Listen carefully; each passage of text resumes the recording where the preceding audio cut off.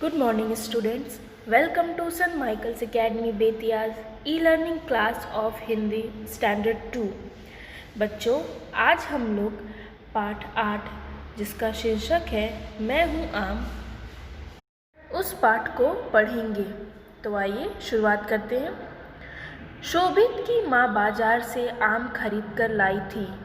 शोभित को आम बहुत अच्छे लगते हैं।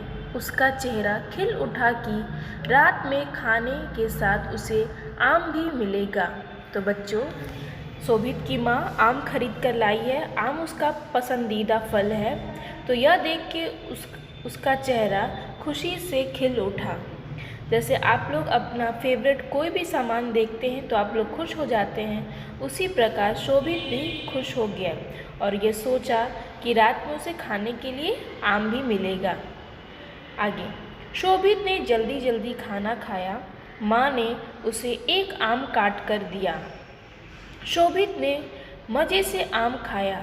उसने माँ से एक और आम मांगा। माँ ने उसे एक और आम दे दिया। उसे खाकर शोभित एक और आम मांगने लगा। तो यहाँ शोभित जल्दी जल्दी खाना खाने के लिए आया और माँ उसे एक आम काट कर दे दी। वो बहुत ही मज़े से आम खा रहा था। आम ख़त्म होने के बाद वो माँ से बोला, माँ एक और आम चाहिए। फिर माँ ने उसे एक और आम दे दिया। फिर वो उसे भी खा लिया। खाने के बाद बोला कि माँ एक और आम चाहिए। तो माँ ने कहा, बस तुम्हें अब और आम नहीं मिलेगा। रात में ज़्यादा आम खाना ठीक नहीं। जाओ अब हाथ मुँह धो कर सो जाओ। तो ज़्यादा आम मांगने से माँ उसे मना कर दी और बोली कि जाओ, ज़्यादा आम नहीं खाना चाहिए रात को, और जाओ अब हाथ मुँह धोकर सो जाओ। शोभित ने हाथ मुँह धोया और मन मारकर सोने चला गया, लेकिन उसकी आँखों के सामने टोकरी में रखे आम ही घूम रहे थे। शोभित हाथ मुँह धोकर सोने आ गया माँ की बात मानकर, और वह आम की टोकरी को भूल नहीं पा रहा था और वो उसकी आँखों के सामने आम की टोकरी घूम रही थी। शोभित गहरी नींद में सो गया। अचानक उसने सपने में देखा कि टोकरी से उड़ उड़कर आम हवा में लहराते हुए उसके पास आ रहे हैं। इनमें से एक आम उसके समीप आया और बोला, देखो मैं आ गया, तुम मुझे ही याद कर रहे थे ना। तो शोभित जब गहरी नींद में सो गया तो वो सपना देखने लगा कि उसके पास टोकरी से उड़ उड़कर आम लहराते हुए उसके पास आ रहे थे, और एक आम उसके पास आकर बोला, देखो मैं आ गया, तुम मुझे ही शायद याद कर रहे थे ना। तो आगे देखते हैं। शोभित को विश्वास नहीं हो रहा था। उसने पूछा, क्या तुम सचमुच मेरे सामने हो? शोभित को यकीन नहीं हो रहा था कि आम सही में उड़ के उसके पास आए हैं, और वो उससे पूछा, क्या तुम सचमुच मेरे सामने हो? आगे देखते हैं। आम बोला, हाँ मैं तुमसे मिलने आया हूँ। मैं तुम्हें अपने बारे में बहुत सी बातें बताना चाहता हूँ। शोभित ने पूछा, पहले यह बताओ कि तुम किस देश के रहने वाले हो? जब आम आकर बोला, हाँ मैं तुमसे मिलने आया हूँ, मैं तुम्हें अपने बारे में कुछ बताना चाहता हूँ। तो शोभित ने कहा, पहले ये बताओ कि तुम किस देश के रहने वाले हो? मैं मूल रूप से भारत का ही हूँ, लेकिन सारी दुनिया में आसानी से मिल जाता हूँ। दुनिया भर के लोग मुझे चाव से खाते हैं, आम ने बताया। तो आम ने जब शोभित ने पूछा कि तुम किस देश के रहने वाले हो, तो आम बोला, मैं मूल रूप से भारत का ही हूँ।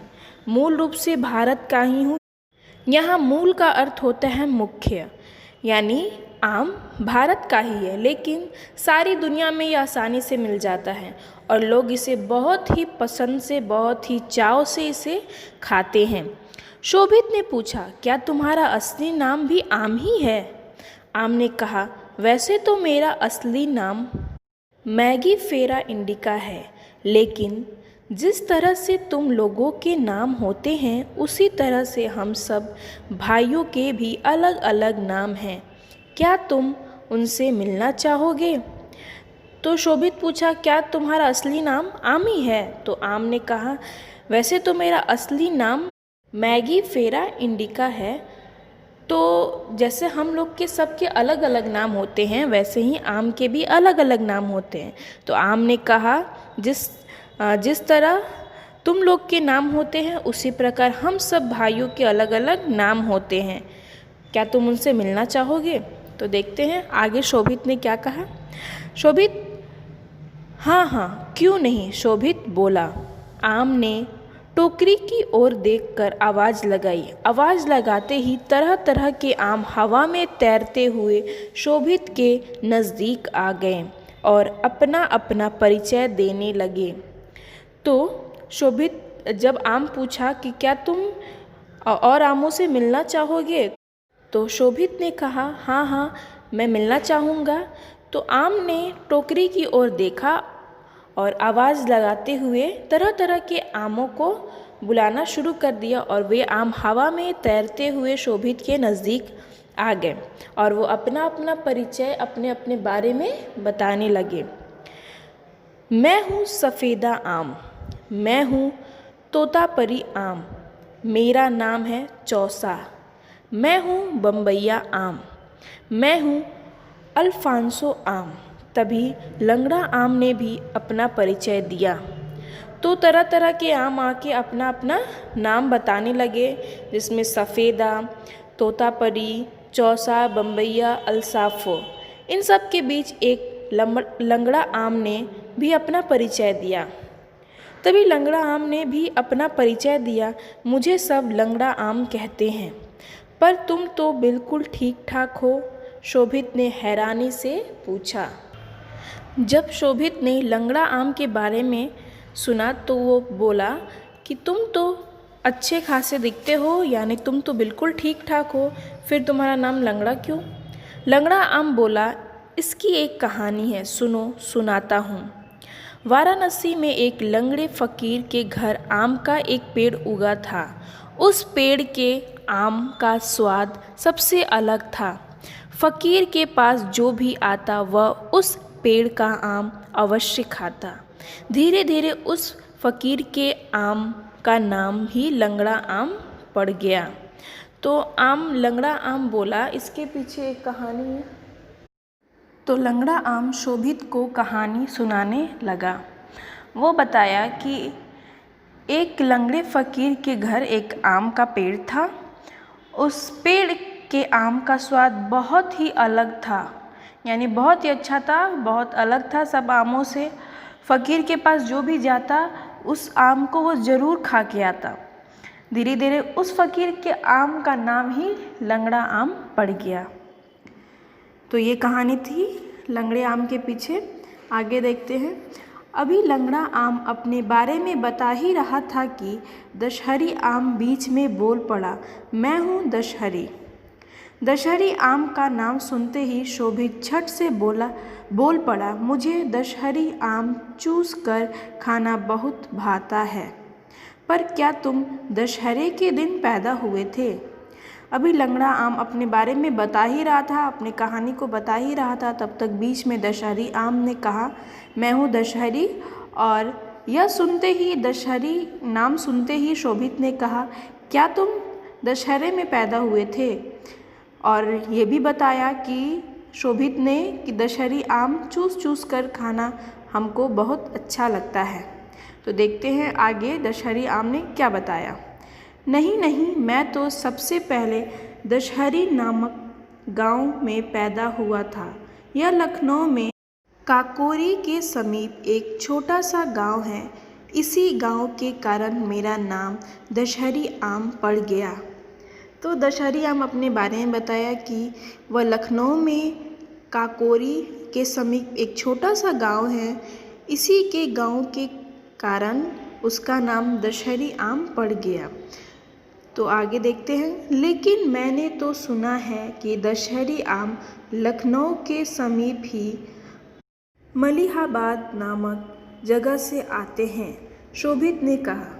तो शोभित ने कहा कि मैंने सुना है कि दशहरी आम लखनऊ के समीप मलिहाबाद एक जगह का नाम है जो लखनऊ के पास में है। तो दशहरी आम उसी के पास उसी जगह से आते हैं, मलिहाबाद जगह से आते हैं।